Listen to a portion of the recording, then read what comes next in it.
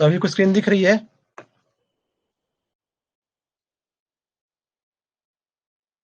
क्या सब लोग आ गए हैं?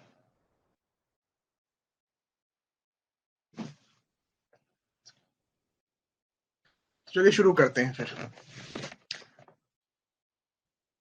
तो ये है हमारा आज का फर्स्ट क्वेश्चन। फर्स्ट क्वेश्चन है, in case of section 28 and 29 a weekly day of rest shall mean a period of, यानी क्वेश्चन कह रहा है कि सेक्शन 28 और 29 के अनुसार वीकली डे ऑफ रेस्ट की परिभाषा क्या है। सभी को क्वेश्चन समझ में आया? इसके ऑप्शंस हैं। Option number A 24 hours beginning when the his shift end. Option number B 24 consecutive hours beginning when his shift starts. Option number C 24 consecutive hours beginning when his shift ends. Option number D 24 non-consecutive hours beginning when his shift ends. तो सभी लोग comment करिए इसका सही answer क्या होगा। जल्दी comment करें। चलिए आंसर आना शुरू हो गया। आशु का सही आंसर आया है, तो आप बिल्कुल सही हैं। इसका राइट आंसर है option number C 24 consecutive hours beginning when he shift ends. तो ध्यान रखिएगा कि सेक्शन 28 और 29 क्या कहता है। मान लीजिए कोई ऑफिसर है कि उसकी शिफ्ट जो थी वो 7 से 3 चली है, तो उसके बाद अगर उसको रेस्ट चाहिए तो वो रेस्ट तभी मनाएगा जब वो 3 बजे से लेकर अगले 3 बजे तक उसको रेस्ट दिया जाए। ऐसा नहीं कि 3 से 5 उसने रेस्ट किया और फिर उसके बाद उसको काम पे बुला लीजिए, तो उसे हम रेस्ट नहीं कहेंगे शनिवार का। और ये कंपलसरी होता है, किसी भी जो माइंस का एम्प्लॉय है उसे आप हफ्ते में 6 दिन से अधिक कार्य नहीं करा सकते। ये माइंड सेट में लिखा हुआ है, तो इसको ध्यान रखिएगा। चलिए अर्पण कुमारी का भी सही आंसर है, आशु का सही आंसर है। चलिए वेरी गुड, सभी लोगों का आंसर देना है ना। नेक्स्ट क्वेश्चन है, the definition of ordinary rates of wages is explained in which of the following. यानी कि ऑर्डिनरी रेट्स ऑफ वेजेस की जो परिभाषा है वो निम्न में से किसमें बताई गई है। तो ऑप्शन नंबर ए है सेक्शन 9A का clause number 3। Option number B section 9A का clause number 4। Option number C है सेक्शन 9A का clause number 5। Option number D section 9A का क्लॉज नंबर 6। तो आप लोग को बताना है कि ऑर्डिनरी रेट्स ऑफ वेजेस की जो परिभाषा है वो निम्न में से किस क्लॉज नंबर में बताई गई है। तो जल्दी आप लोग कमेंट करना, इसका आंसर क्या होगा। सभी लोग जल्दी कमेंट करें कि ऑर्डिनरी रेट्स ऑफ वेजेस की डेफिनेशन निम्न में से किसमें बताई गई है। चलिए आंसर आना शुरू हो गया है। ए। चलिए आप लोग सब सही हैं, इसका राइट आंसर है ऑप्शन नंबर ए। ध्यान रखिएगा कि ऑर्डिनरी रेट्स ऑफ वेजेस की जो परिभाषा है वो 9A के क्लॉज नंबर 3 में बताई गई है। अब देखिए ये होता क्या है। ऑर्डिनरी रेट्स ऑफ वेजेस वो वेतन है, वो सैलरी है जो कि एक व्यक्ति को प्रतिदिन कार्य करने के लिए मिलती है। और इसमें बहुत से उसका बेसिक पे तो होता ही होता है, प्लस बहुत सारे अलाउंसेस भी होते हैं। तो इसको आप लोग ध्यान रखिएगा। नेक्स्ट क्वेश्चन है, which of the following is not included in ordinary rates of wages. देखिए जैसे मैंने आपको बताया पिछले क्वेश्चन में कि उसमें उसका बेसिक पे तो होता ही है, प्लस कुछ अलाउंसेस भी होते हैं। अभी क्वेश्चन क्या कह रहा है, क्वेश्चन कह रहा है कि निम्न में से कौन सा एक अलाउंस है जो उसे नहीं मिलता है सेक्शन में 9A के क्लॉज नंबर 3 के अनुसार। तो आपको बताना है, पहला ऑप्शन है option number A basic wages and dearness allowance, जिसे हम डीए कहते हैं। Option number B underground allowance and compensation in cash. Option number C it also includes bonus. Option number D also incentive for production. तो इनमें से कौन जो एक है जो कि ऑर्डिनरी रेट्स ऑफ वेजेस में इंक्लूड नहीं है, आपको वो बताना है कि राइट आंसर वही होगा जिसको हम नहीं देते हैं ऑर्डिनरी रेट्स ऑफ वेजेस में। सभी लोग कमेंट करें आंसर क्या होगा। चलिए आंसर आने शुरू हो गए हैं। सी सी सी सी सी। चलिए आपका राइट आंसर, आप सब सही हैं। राइट आंसर है ऑप्शन नंबर सी।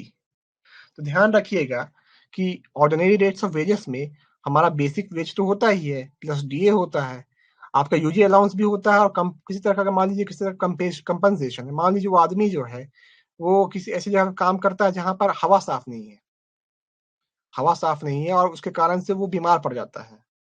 तो उस कंडीशन में क्या है कि हम उसे कंपनसेट करते हैं। तो उस तरह का कोई कंपनसेशन अगर होगा तो वो भी इसमें हम ऐड करते हैं। प्लस मान लीजिए माइंस का अगर प्रोडक्शन का टारगेट हमने अचीव कर लिया तो उसके बाद उसका एक इंसेंटिव होता है जिसे आप कहते हैं प्रोत्साहन राशि, वो भी ऑर्डिनरी रेट्स ऑफ वेजेस में इंक्लूड है। लेकिन किसी भी प्रकार का जो बोनस है, मान लीजिए आपका दिवाली बोनस है, तो वो उसमें इंक्लूड नहीं होता है। तो ये आपको समझ में आया? किसी भी प्रकार का बोनस जो है वो माइंस एक्ट के अनुसार ऑर्डिनरी रेट्स ऑफ वेजेस में इंक्लूड नहीं है। चलिए, सभी को समझ में आया क्वेश्चन? चलिए आगे बढ़ते हैं। According to subsection 5 of section 9, if a person wants to leave employment, a lump sum amount is paid by। देखिए क्वेश्चन क्या कह रहा है। क्वेश्चन कह रहा है कि सेक्शन 9 के सब सेक्शन 5 के अनुसार यदि माइंस का कोई एम्प्लॉय अपने कार्य से को छोड़ना चाहता है, नौकरी को छोड़ना चाहता है, तो उसको एक लंप सम अमाउंट दिया जाता है। तो वो एक जो मोटा मोटी अमाउंट है, जो लंप सम अमाउंट है, वो निम्न में से कौन देता है? तो आपके ऑप्शन है, option number A owner, option number B owner, agent and manager, option number C owner, agent और manager, option number D owner and agent. चलिए आंसर ना शुरू हो गया है सबका। सभी लोग का आंसर देना है। आंसर क्या होगा? B B B B B. चलिए, आप सब सही हैं। इसका राइट आंसर है ऑप्शन नंबर बी। तो ध्यान रखिएगा, जैसे मान लीजिए किसी व्यक्ति को माइंस में किसी तरह की बीमारी हो गई, उसको मान लीजिए कोई जो ऑक्यूपेशनल डिसीज है वो हो गई, तो इस कंडीशन में क्या है, अगर वो अपनी जॉब को छोड़ना चाहता है तो उसे एक लंप सम अमाउंट दिया जाएगा। किसके द्वारा?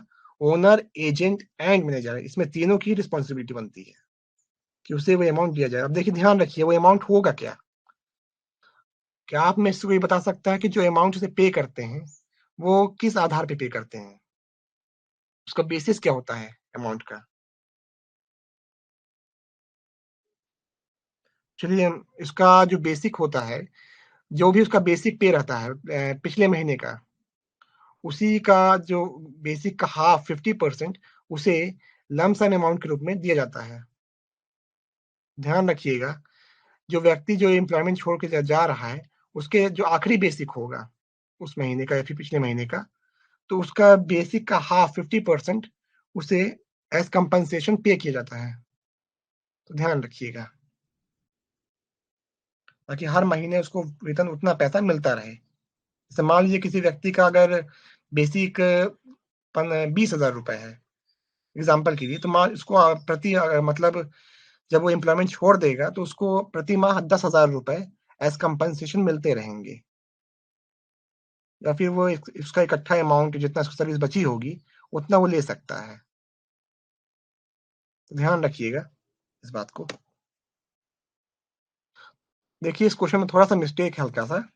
यहाँ ये होगा एक्स्ट्रा वेजेस, वो वी नहीं है, डब्ल्यू है। Extra wages for over time is given in which of the following sections. तो क्वेश्चन पूछ रहा है कि एक्स्ट्रा वेज का जो प्रावधान है वो निम्न में से किस सेक्शन में है? तो आपके ऑप्शन है, option number A section 32, option number B section 33, option number C section 34। हाँ बिल्कुल आशु, जो बेसिक वेज होगा उसका 50% पे किया जाता है एज कंपनसेशन। हाँ, तो इसका राइट आंसर क्या होगा? जल्दी बताइए क्वेश्चन नंबर 5 का। सभी को आंसर देना, इसका राइट आंसर क्या होगा?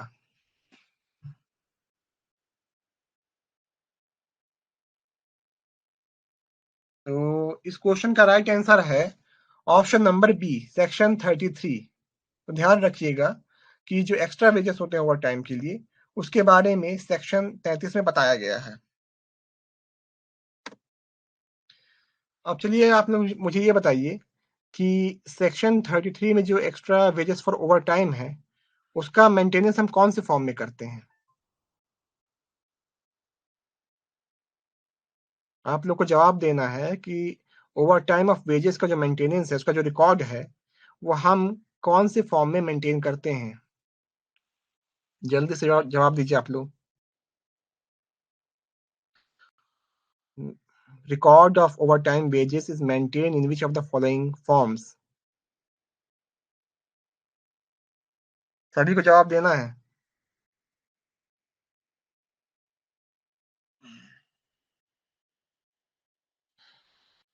जल्दी से बताइए कि ओवर टाइम वेजेस का जो रिकॉर्ड है वो हम कौन से फॉर्म में मेंटेन करते हैं?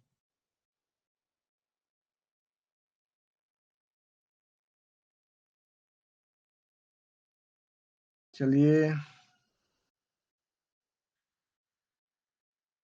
Form B, form B, form B. तो इसका राइट आंसर है फॉर्म बी, है ना? तो भी जो भी एक्स्ट्रा वेजेस फॉर जो ओवर टाइम का जो वेज होता है, उसका रिकॉर्ड हम मेंटेन करते हैं फॉर्म बी में। तो इसे आप लोग ध्यान रखिएगा ना। चलिए नेक्स्ट आगे बढ़ते हैं।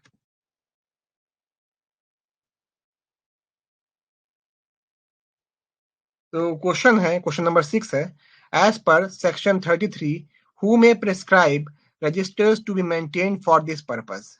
यानी कि सेक्शन 33 के लिए जो रजिस्टर मेंटेन करता है, उसे मेंटेन करने का आदेश या उसे मेंटेन करने के लिए कौन कहता है निम्न में से? तो आपके ऑप्शंस है, option number A chief inspector, option number B inspector, option number C central government, option number D manager.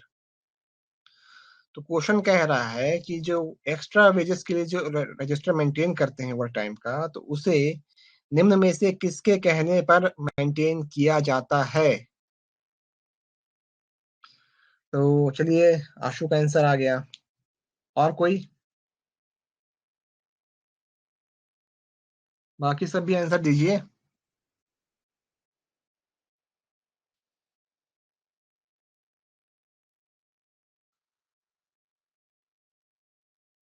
तो आंसर सही है। इसका राइट आंसर है option number C central government. तो ध्यान रखिएगा कि जितने भी रजिस्टर मेंटेन किए जाते हैं, चाहे वो सेक्शन वो फॉर्म एक हो, फॉर्म बी हो, फॉर्म सी हो, फॉर्म डी हो, वो सारे रजिस्टर जो मेंटेन होते हैं, वो सेंट्रल गवर्नमेंट के आदेश अनुसार मेंटेन किए जाते हैं। जो उनके स्टैंडर्ड्स होते हैं, उसके हिसाब से उसे मेंटेन किया जाता है। तो ध्यान रखिएगा इस चीज को। नेक्स्ट क्वेश्चन है, अब इसका आंसर आप लोग बताइएगा, है ना? ये क्वेश्चन इंपॉर्टेंट है क्योंकि क्वेश्चन एग्जाम से पूछा जाता है कई बार। Under which of the following section the manager is relieved of his responsibilities in respect of crèche, canteen and pit head bath? यानी कि निम्न में से किस सेक्शन के अधीन मैनेजर को उसके क्रैच, कैंटीन और पिट बाथ के जो दायित्व हैं, उनसे मुक्त किया गया है? मतलब उसे ये कार्य नहीं करने होंगे। कहने का अर्थ ये है कि उसे ये कार्य नहीं करने होंगे। क्रैच, कैंटीन और जो पिट बाथ होता है, उसके उससे संबंधित कार्य। तो ऑप्शन नंबर ए है सेक्शन 18 का clause sub section 1, option number B section 18 का sub section 3, option number C section 18 का sub section 2, option number D section 18 का सब सेक्शन 2 4 सॉरी 4 है। तो इसका राइट आंसर बताइए आप लोग क्या होगा? चलिए, और कोई आंसर देगा? तो इसका राइट आंसर है ऑप्शन नंबर सी सेक्शन 18 का सब सेक्शन 2। देखिए, ये क्वेश्चन क्या है कि ऐसे क्वेश्चन WCL के एग्जाम में अब आजकल पूछने लगा है, तो इसको ध्यान रखिएगा। WCL के एग्जाम में सेक्शन 18(1) को लेकर क्वेश्चन पूछा गया था कि which of the following section relieves tells about financial responsibilities of owner and agent, ऐसा कोई सवाल पूछा गया था। तो ये क्वेश्चन भी आ सकता है, इस टाइप का क्वेश्चन भी आ सकता है एग्जाम में, तो इसे ध्यान रखिएगा। नेक्स्ट क्वेश्चन है, which of the following is not considered as fatal accident if number of dead persons in an accident is more than? तो क्वेश्चन कह रहा है, एक कि निम्न में से किसी दुर्घटना को फैटल एक्सीडेंट नहीं कहा जाएगा यदि उसमें मरने वालों की संख्या कितने से अधिक हो जाए। तो ऑप्शन नंबर ए है 1%, option number B 2%, option number 3%, option number D 4%। तो जल्दी से आप इसका आंसर बताइए क्या होगा।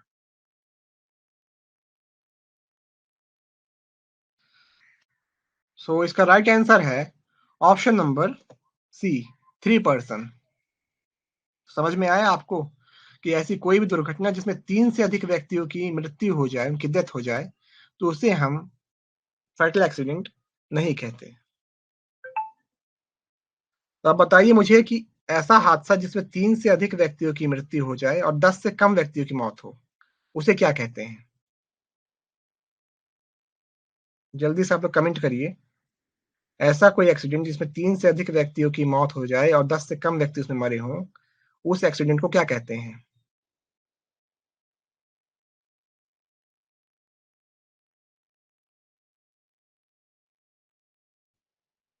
जल्दी से बताइए आंसर क्या होगा।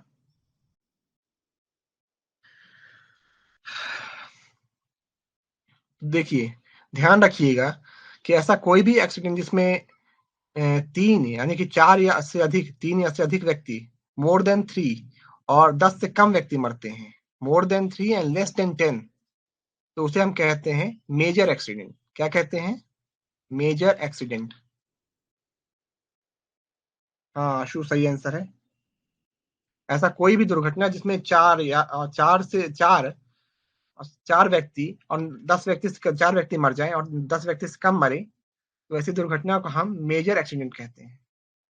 और डिजास्टर कहते हैं ऐसा कोई भी दुर्घटना जिसमें 10 या उससे अधिक व्यक्तियों की मृत्यु हो जाए। तो ध्यान रखिएगा, डिजास्टर पूछ लेता है कई बार एग्जाम में।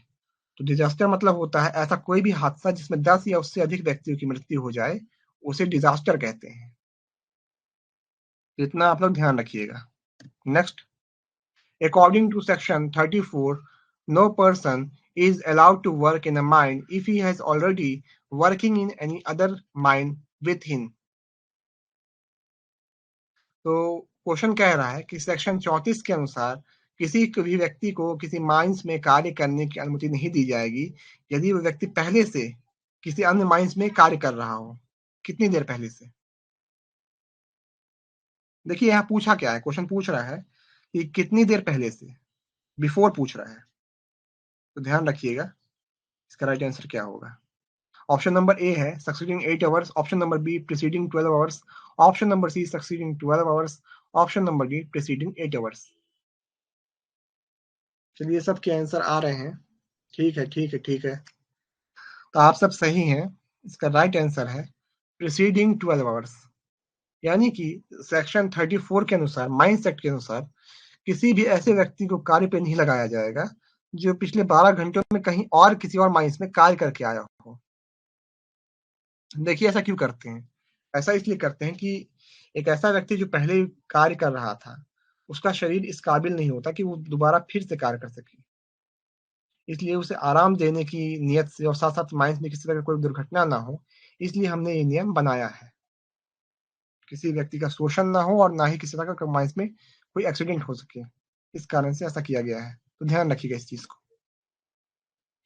अगला क्वेश्चन है, according to section 35, no person employed in mine is allowed to work for more than how blank hours in any day including overtime।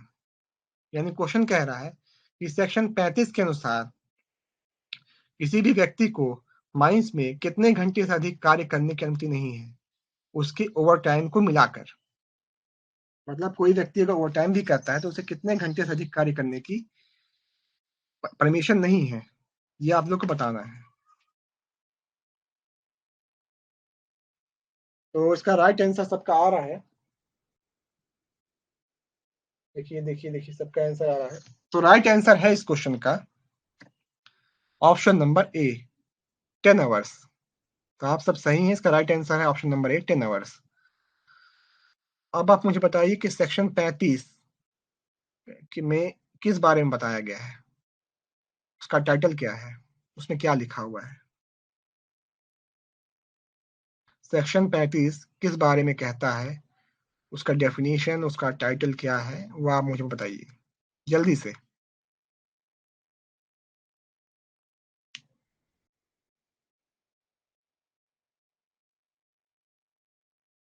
देखिए सेक्शंस के जो हेडिंग्स है वो आपको याद करना पड़ेगा। हाँ आशु बिल्कुल सही। Limitations of daily hours of work including over time, देखिए यहाँ लिखा भी हुआ including over time. Limitations of daily hours of work including over time. तो ध्यान रखिएगा कि सेक्शंस के जो हेडिंग्स है, जो टाइटल है, वो भी पूछ लेता है, इसलिए इसको याद रखिएगा। Limitations of daily hours of work including over time. चलिए आगे बढ़ते हैं। According to subsection 2 of section 36, if mining operation commences after commencement of this act, देखिए दिस एक्ट का मतलब यहाँ क्या है, माइंस एक्ट की बात कर रहा है। Then how many days before notice regarding starting and ending of वहां शिफ्ट होगा, ending of shift shall be posted outside the office of the mine। देखिए क्वेश्चन क्या कह रहा है, सेक्शन 36 के सब सेक्शन 2 के अनुसार यदि किसी माइंस में कोई कार्य, माइनिंग ऑपरेशन जो है वो एक्ट, माइंस एक्ट आने के बाद चालू हो रहा है, प्रारंभ हो रहा है, तो जो नोटिस होगा starting and ending of shift का, वो काम शुरू होने के पहले कितने दिन पहले ऑफिस ऑफ द माइन में चिपकाया जाएगा। क्वेश्चन आप लोग समझ में आया? तो ऑप्शन क्या है, option number A 14 days, option number B 7 days, option number C 10 days, option number D 30 days. जल्दी से आप लोग इसका राइट आंसर बताइए क्या होगा। देखिए कुछ लोगों के आंसर भी आ गए, देवाशीष, आशु। बाकी लोग आंसर क्यों नहीं कर रहे हैं, 2 ही 4 लोग आंसर कर रहे हैं, क्या बात है?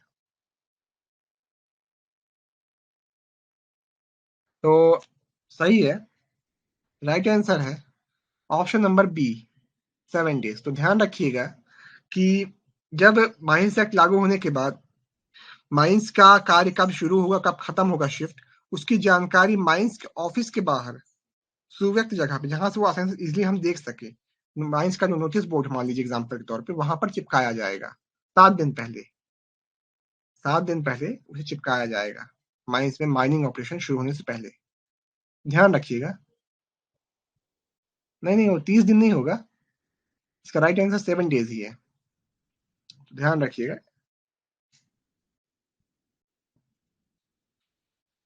नेक्स्ट क्वेश्चन है, who shall ensure that a notice regarding the time of starting and ending of shift, यहाँ भी देखिए मिसप्रिंट हो गया है, गलती से लिखा गया, वहां शिफ्ट होगा, is posted outside the mine office।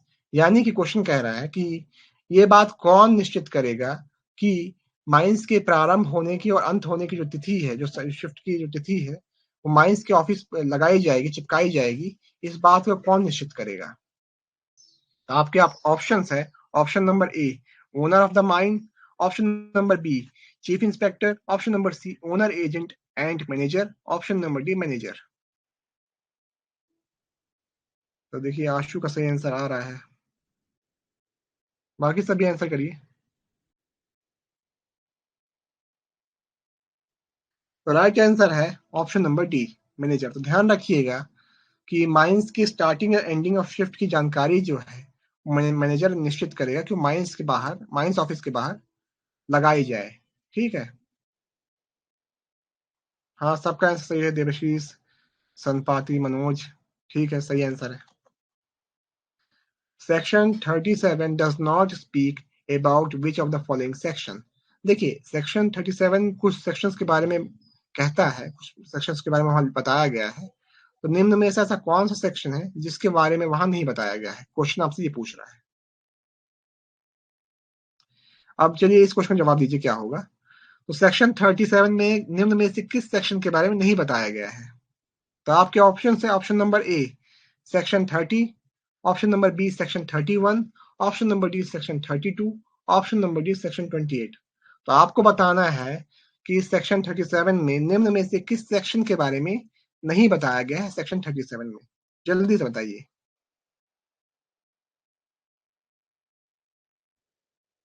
और कोई?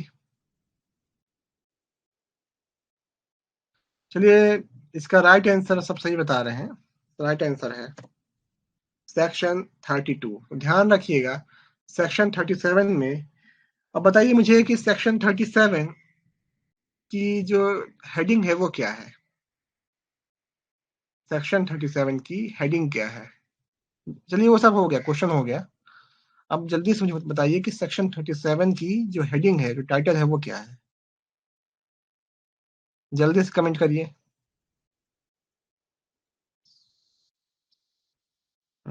हाँ, सुपरवाइजिंग स्टाफ, हाँ, ठीक है, ठीक ठीक ठीक। आशु बिल्कुल सही है, एकदम सही है। तो सेक्शन 37 बोलता है सुपरवाइजिंग स्टाफ के बारे में। अब मुझे ये बताइए, क्या माइनिंग सरदार एक सुपरवाइजिंग स्टाफ है कि नहीं है? माइनिंग सरदार, ओवरमैन, क्या एक सुपरवाइजिंग स्टाफ है? यस और नो में जवाब दीजिए, जल्दी बताइए। क्या माइनिंग सरदार एक सुपरवाइजिंग स्टाफ है कि नहीं है? चलिए, सही है बिल्कुल, वो एक सुपरवाइजिंग स्टाफ में आता है। नेक्स्ट है क्वेश्चन नंबर 14 है, exemption from provisions regarding employment is given in which of the following sections? देखिए यहाँ पर कुछ गड़बड़ी हो गई है। तो एग्जेम्पशंस देखिए, कार्य में एग्जेम्पशंस देने के बारे में निम्न में से किस सेक्शन में बताया गया है? तो आपके ऑप्शंस है, option number A section 38, option number B section 39, option number C section 40, option number D section 41। देखिए, जल्दी से आप लोग आंसर बताइए, आंसर क्या होगा? तो देखिए, सबके आंसर सही हैं।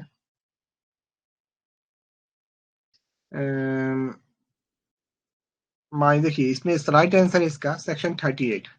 ध्यान रखिएगा कि सेक्शन 38 किसी भी व्यक्ति को एक्स्ट्रा जॉब करने के लिए रिस्ट्रिक्ट करता है। लेकिन यहाँ पर क्या लिखा गया कि अगर मान लीजिए किसी तरह का कोई इमरजेंसी वर्क आ गया, या फिर वहां पर एक्ट ऑफ गॉड, यानी किसी तरह का इनंडेशन हो गया, या फिर कोई टेक्निकल मशीनरी खराब हो गई, तो ये सेक्शन जो है मैनेजर को पावर देता है, इस सेक्शन के अधीन उसे ये पावर मिलती है कि वो जो 28, 29 या फिर सेक्शन 34, 36 में जो बताया गया है, उसके अलावा किसी एम्प्लॉय से एक्स्ट्रा आवर्स ऑफ वर्क या फिर एक्स्ट्रा डेज ऑफ वर्क करा सके। ये शक्ति उसे सेक्शन 38 देता है। तो ये सेक्शन बहुत ज्यादा इंपॉर्टेंट, क्योंकि इसी का प्रयोग करके मैनेजर किसी भी व्यक्ति को इमरजेंसी में उसके कार्य के घंटों से अधिक समय के लिए रोक सकता है। मान लीजिए माइंस में किसी एम्प्लॉय की जरूरत है कि वो कम से कम दिन में 14 घंटे काम करे, 15 घंटे काम करे, लेकिन माइंस एक्ट तो उसकी परमिशन नहीं देता है। तो ऐसी कंडीशन में मैनेजर के पास एक बाउंड बुक होती है, जिसमें वो इस बात को मेंशन करता है कि मैंने इस रीजन के कारण, कि माइंस में इमरजेंसी, इस कारण से मैंने इस व्यक्ति को, इस एम्प्लॉय को रोक लिया है, और इसने 15 घंटे वर्क किया है, तो इसके हिसाब से उसे पेमेंट भी मिलती है, उसे ओवर टाइम भी मिलता है। लेकिन जनरली वो इसके लिए सेक्शन 38 का प्रयोग करता है। तो ध्यान रखिएगा इस बात को कि सेक्शन 38 के तहत किसी भी व्यक्ति को उसके कार्य के घंटों से अधिक समय के लिए रोका जा सकता है। ये एक अपवाद देता है कि आप किसी व्यक्ति को अधिक समय के लिए रोक सकते हैं माइंस में। According to subsection 2 of section 40, minimum age of work in a mine as apprentice trainee is, यानी देखिए, क्वेश्चन बहुत आसान है पूछा है। क्वेश्चन पूछ रहा है कि सेक्शन 40 के सब सेक्शन 2 के अनुसार किसी अप्रेंटिस या ट्रेनी की आयु कितनी होनी चाहिए? चलिए, इसका आंसर बताइए क्या होगा। देखिए, यहाँ पर ये नहीं पूछ रहा कि उसने कितनी वर्ष की आयु पूरी कर ली हो, उसकी एग्जैक्ट आयु पूछ रहा है, उसकी एग्जैक्ट एज क्या होती है, जो कि मेंशन की गई सेक्शन 40 के सब सेक्शन 2 में। आपको उसके हिसाब से आंसर देना है ना। तो ऑप्शन नंबर ए है section 15 years, option number B 16 years, option number C 18 years, option number D 20 years. देखिए, आपको जो एग्जैक्टली वहां पर लिखा हुआ है, देखिए यही पर गेम होता है, जो एग्जैक्टली आपको लिखा हुआ है सेक्शन 40 के सब सेक्शन 2 में, आपको उसके हिसाब से आंसर देना है। तो इसका राइट आंसर सब सही दे रहे हैं। राइट आंसर है ऑप्शन नंबर बी 16 ईयर्स। ध्यान रखिएगा, कोई भी ऐसा व्यक्ति, जैसे मान लीजिए वो अप्रेंटिस के लिए आया, जैसे कई बार क्या होता है कि माइंस से 1 महीने जो फर्स्ट ईयर या सेकंड ईयर के बीटेक के डिप्लोमा होल्डर्स होते हैं या फिर जो पढ़ते हैं उसमें, वो 1 महीने के लिए या 2 महीने के लिए माइंस पे ट्रेनिंग करने के लिए आते हैं। तो वो तभी आ सकते हैं जब उनकी आयु 16 वर्ष की हो। मतलब जब वो माइंस में एंटर करें तो उस वक़्त या फिर उस वक़्त उनकी आयु 16 वर्ष होनी चाहिए। तो ध्यान रखिएगा इस चीज़ को। इसका राइट आंसर है option number B. Next question है, power to require medical examination under section 43 is given to which of the following से, यानी कि क्वेश्चन कह रहा है कि सेक्शन 43 के अधीन निम्न में से कौन किसी भी व्यक्ति का, किसी भी एम्प्लॉय या अप्रेंटिस व्यक्ति का मेडिकल एग्जामिनेशन करा सकता है। ये शक्ति किसके पास है कि वो आदेश दे सकता है कि इस व्यक्ति का, इस एम्प्लॉय का या फिर इस ट्रेनी का मेडिकल एग्जामिनेशन कराया जाए। क्वेश्चन समझ में आया आप लोगों को? तो देखिए ऑप्शंस क्या है। Option number A chief inspector, option number B certifying surgeon, option number C chief inspector and inspector both, option number D inspector. जल्दी से आप लोग इसका राइट आंसर बताइए क्या होगा। सभी लोग बताइए इसका राइट आंसर क्या होगा, जल्दी से जल्दी।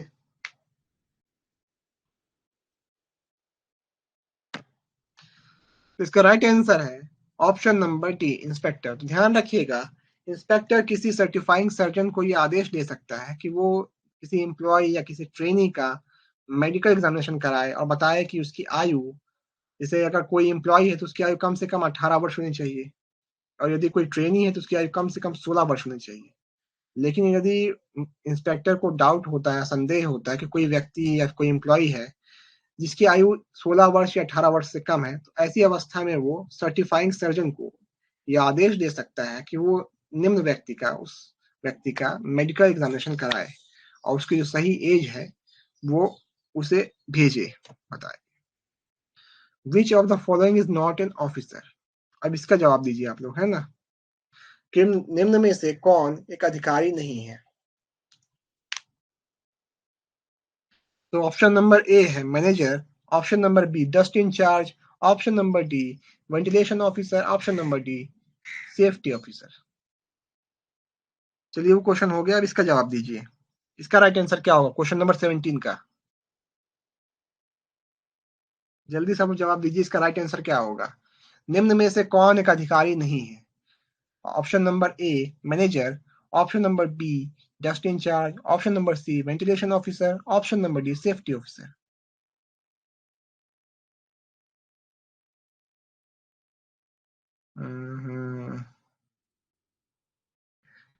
चलिए सबके आंसर आ रहे हैं, और कोई जवाब देगा? कोई और?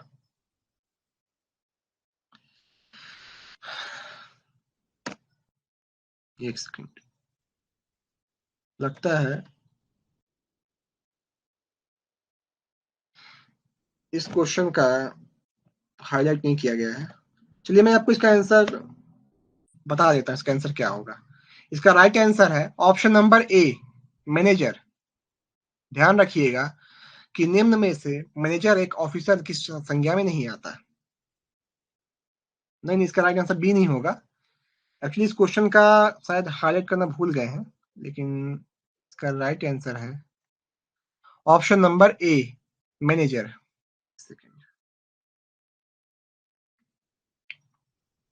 ध्यान रखिएगा,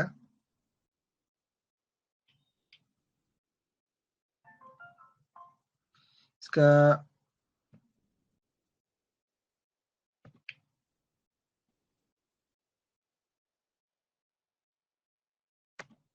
बैक नहीं हो रहा, तो ध्यान रखिएगा इसका राइट आंसर ऑप्शन नंबर ए होगा। इसके लिए आप रेगुलेशन का भी रिफर कर सकते हैं, उसमें बताया गया है कि dust incharge, ventilation officer, safety officer सभी ऑफिसर्स की संज्ञा में आते हैं, सबको ऑफिसर्स कहा जाता है, चाहे वो माइनिंग सरदार हो, ओवरमैन हो, असिस्टेंट मैनेजर हो, वॉट एवर। लेकिन वहां पर मैनेजर का नाम नहीं लिया गया है। ध्यान रखिएगा, मैनेजर जो है वो एक ऑफिसर नहीं है। नेक्स्ट, वो क्वेश्चन समझ में आया आप लोगों को? उसका राइट आंसर ऑप्शन नंबर ए होगा, मैनेजर। चलिए नेक्स्ट करते हैं। The central government may exempt any mine or class of persons from the operation of all or any of provision of this act or regulations, rule or bylaws। यानी question कह रहा है कि केंद्र सरकार किसी भी व्यक्ति को माइंस एक्ट, रेगुलेशन, रूल्स या बायलॉज के किसी भी प्रावधान से मुक्त कर सकती है। तो ये निम्न में से कहाँ? नहीं आशु, आप सही कह रहे हैं। क्या लिखा है आपने? प्रोफेसर होना चाहिए। हाँ आप सही कह रहे हैं, लेकिन वो बात क्या है ना कि मैनेजर जो होता है, आप रेगुलेशन देख सकते हैं या फिर मैं आपको उसका स्क्रीनशॉट रिफर कर दूंगा व्हाट्सएप ग्रुप में। तो क्या है ना कि रेगुलेशन में जितने और लोग होते हैं, चाहे वो आपका असिस्टेंट मैनेजर हो, यानी आपका सेफ्टी ऑफिसर हो, असिस्टेंट मैनेजर हो, या फिर आपका कोई और ऑफिसर हो, वो सब लोग ऑफिसर की संज्ञा में आते हैं, लेकिन मैनेजर जो है वहां इसके बारे में नहीं बताया गया है। देखिए वो एक ट्रिकी क्वेश्चन है, उसका राइट आंसर मैनेजर ही होगा। मैं उसका आपको जो स्क्रीनशॉट है रेफरेंस का भेज दूंगा, है ना।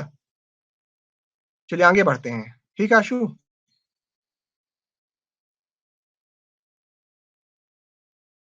चलिए आगे बढ़ते हैं। तो ये बताइए आप मेरे को कि the central government may exempt any minor class of persons from the operation of all or any provisions of this act or regulations, rules or bylaws। तो बताइए कि निम्न में से किस सेक्शन का प्रयोग करते हुए केंद्र सरकार किसी भी खदान, किसी भी माइंस या फिर किसी भी व्यक्ति को एक्ट, रूल्स, रेगुलेशन या बाइलॉज के किसी भी प्रावधान से मुक्त कर सकती है। ठीक है आशु, मैं आपको उसका स्क्रीनशॉट भेज दूंगा ग्रुप में। जी, पहले आप इसका आंसर बताइए, इसका आंसर क्या होगा? इसका आंसर क्या होगा, जल्दी से बताइए। क्वेश्चन नंबर 18 का राइट आंसर क्या होगा? केंद्र सरकार किसी भी माइंस या किसी भी व्यक्ति को निम्न में से माइंस किसी भी रेगुलेशन, रूल्स या एक्ट के किसी भी प्रावधान से मुक्त कर सकती है, निम्न में से किस सेक्शन का प्रयोग करके? चलिए आशु का आंसर आ गया है। इसका राइट आंसर है सेक्शन 83 का 1। ध्यान रखिएगा कि माइंस एक्ट के सेक्शन 83 के 1 में बताया गया है कि केंद्र सरकार किसी भी माइंस या क्लास ऑफ पर्संस को किसी भी माइंस के एक्ट के किसी भी प्रावधान से मुक्त कर सकती है, सेक्शन 83 का 1 का प्रयोग करके। आपको ध्यान होगा कि अभी 2019 में केंद्र सरकार ने फीमेल्स को माइंस में कार्य करने की मंजूरी दे दी है, जबकि सेक्शन 40 उसके सेक्शन 46 जो है उसके खिलाफ जाता है। फिर भी उन्होंने क्या बोलते हैं, इस एक्ट से उसे मुक्त कर दिया है, आजाद कर दिया है। तो वो उसने किया है सेक्शन 83 के 1 के का प्रयोग करते हुए। इसमें स्पष्ट लिखा हुआ है कि केंद्र सरकार चाहे तो माइंस एक्ट, रेगुलेशन, रूल्स या बाइलॉज के किसी भी प्रावधान से किसी माइंस, ग्रुप ऑफ माइंस या पर्संस को छूट दे सकती है, उसे रियायत दे सकती है। समझ में आया आप लोगों को? हाँ, इसका राइट आंसर है सेक्शन 83 का सब सेक्शन 1। ठीक है, चलिए आगे बढ़ते हैं। नेक्स्ट क्वेश्चन है, the central government can not give exemption to any minor group of mines from which of the following sections of Mines Act। देखिए अभी हमने बात की कि सेंट्रल गवर्नमेंट किसी भी माइंस या ग्रुप ऑफ माइंस को किसी भी माइंस एक्ट के प्रोविजन से छूट दे सकती है, उसे उससे ना करने के लिए बाध्य नहीं कर सकती, मतलब उसे कंसेशन दे सकती है। लेकिन उस पर भी एक क्लॉज लगा हुआ है, एक बंदिश लगी हुई है। तो निम्न में से कौन सा ऐसा सेक्शन जिससे वो किसी माइंस या ग्रुप ऑफ माइंस को, जिसमें वो कहते हैं कंसेशन नहीं दे सकती, उसमें छूट नहीं दे सकती। तो निम्न में से कौन सा सेक्शन है जिसमें केंद्र सरकार चाहकर भी किसी भी माइंस या ग्रुप ऑफ माइंस या पर्संस को उसमें छूट नहीं दे सकती? जल्दी से आप लोग इसका आंसर बताइए। क्वेश्चन नंबर 19 का क्या राइट आंसर होगा? केंद्र सरकार निम्न में से कौन से ऐसा सेक्शन है जिसमें छूट नहीं दे सकती, सेक्शन 83 के 1 का प्रयोग करते हुए?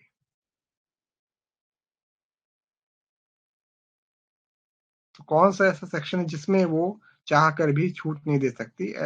तो उसका राइट आंसर होगा ऑप्शन नंबर सी, सेक्शन 45। देखिए सेक्शन 45 कहता क्या है?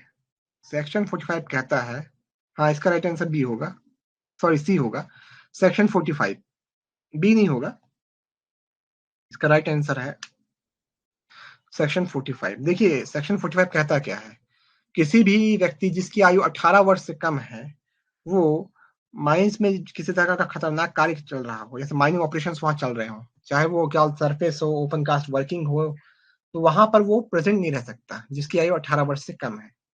तो अगर केंद्र सरकार चाहे भी तो इस प्रोविजन को मतलब इनकार नहीं कर सकती, किसी भी माइंस को या ग्रुप ऑफ माइंस को इससे छूट नहीं दे सकती कि वो अपने यहाँ किसी व्यक्ति को जिसकी आयु 18 वर्ष से कम है उसे ले आए और वहां पर क्या बोलते हैं माइनिंग ऑपरेशन के लिए पास जाके खड़ा कर दे। ऐसा वो नहीं कर सकती, लीगली वो ऐसा नहीं कर सकती, ना ही केंद्र सरकार उसको इसके लिए ऑथराइज कर सकती है। समझ में आया आपको क्वेश्चन ये? देखिए ये क्वेश्चन थोड़ा सा इंपॉर्टेंट क्योंकि क्वेश्चन जो है हल्का सा डीप पूछा हुआ है, तो एग्जाम्स में ऐसे क्वेश्चन आने के चांसेस काफी ज्यादा है, तो इसको थोड़ा आप लोग याद रखिएगा इस क्वेश्चन को, है ना। इसका राइट आंसर होगा ऑप्शन नंबर सी, सेक्शन 45। चलिए आज का लास्ट क्वेश्चन क्या है देखते हैं। Which of the following definition is not amended by 1983 amendment and made more comprehensive under Mines Act? तो क्वेश्चन कह रहा है कि निम्न में से कौन सा संशोधन 1983 के संशोधन के द्वारा नहीं किया गया था और उसकी परिभाषा को विस्तृत यानी कॉम्प्रिहेंसिव नहीं बनाया गया था।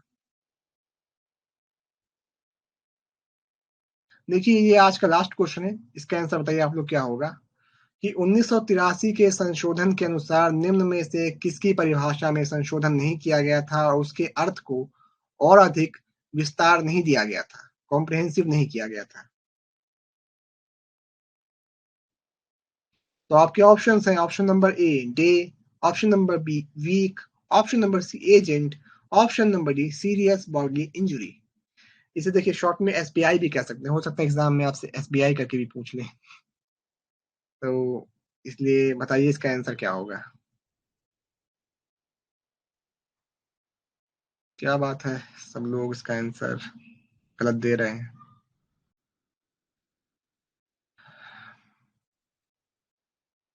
तो इसका राइट आंसर है ऑप्शन नंबर ए डे।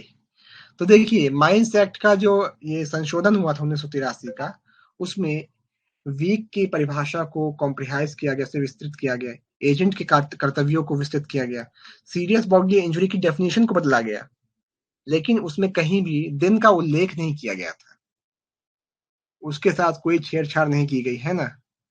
तो इसलिए इसका राइट आंसर होगा ऑप्शन नंबर ए दिवस, डे।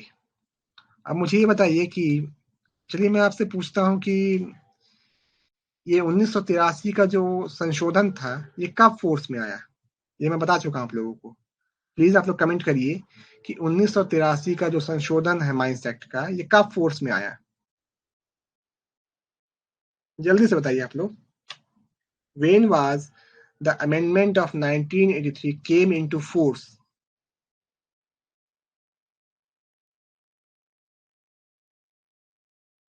देखिए मैं डिस्कस कर चुका हूँ आप लोगों से कि ये क्वेश्चन भी मैंने सच दिया था कि कब फोर्स में आया था तीसरे या चौथे लेक्चर में, तो मुझे उम्मीद है कि आप लोग की आंसर बन जाएगा कि कौन सी तारीख में 1983 का संशोधन फोर्स में आया था। जल्दी से आप लोग कमेंट करिए। आशु, जितेंद्र कुमार, देवाशीष, जल्दी बताइए आप लोग आंसर क्या होगा। और अगर आप लोग को इस क्वेश्चन में कोई कंफ्यूजन हो तो मैं आपको इसका स्क्रीनशॉट भेज सकता हूँ, अगर आप लोग चाहें तो। क्या किसी को इसका स्क्रीनशॉट चाहिए? प्लीज आप लोग कमेंट करिए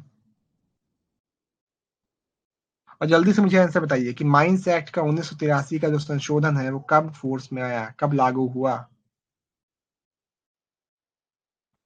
देखिए इसका राइट आंसर होगा 31 मई 1984। माइंस एक्ट 1983 का जो संशोधन है वो 31 मई 1984 को फोर्स में आया, वो लागू हुआ, तो ध्यान रखिएगा इस बात को। चलिए ये थे हमारे आज के 20 क्वेश्चंस।